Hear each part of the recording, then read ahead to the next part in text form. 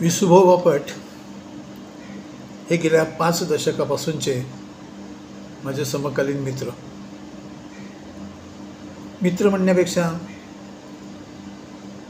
कवितेचे रसिक आणि कवितेचे दूत, ब्रँड ॲम्बॅसेडर ज्याला म्हणतात ते. ह्या माणसाने महाराष्ट्रभर कविता पोहोचवली, कवितेच्या रसिकांमध्ये कविता जागवली. हे सगळ्यात मोठं वैशिष्ट्य आहे.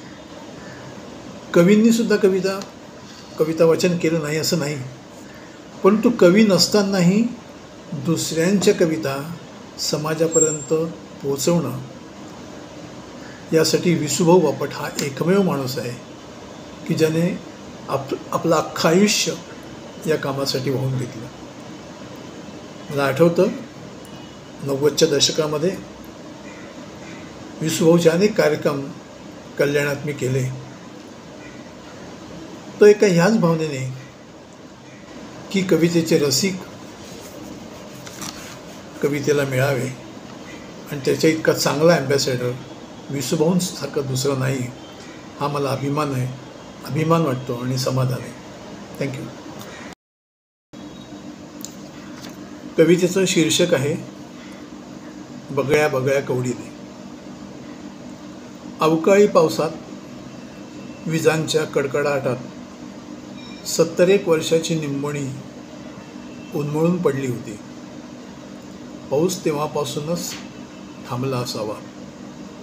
मृग उलटून गेला तरीही तो अजून थांबलेलाच आहे.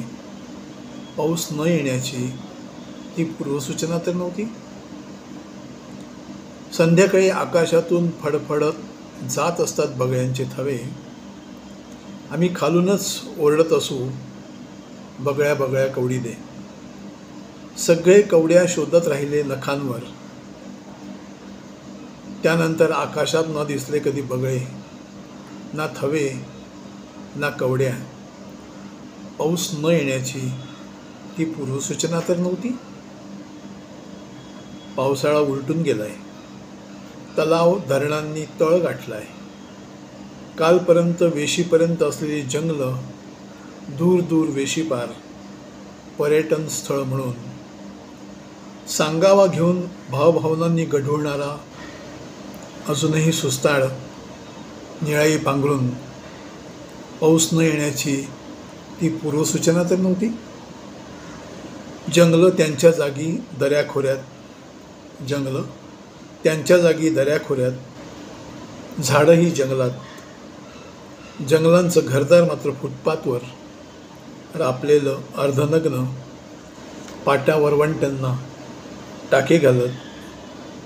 पाऊस न येण्याची ती पूर्वसूचना तर नव्हती. आताही फुटपाथवर ऐकू येतंय छिन्नीचे घाव. ऐकू मात्र येत नाहीये कच्च्या बच्चांचा गलबला. ही सुरुवात तर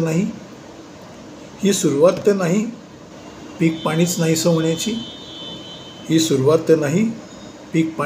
होण्याची.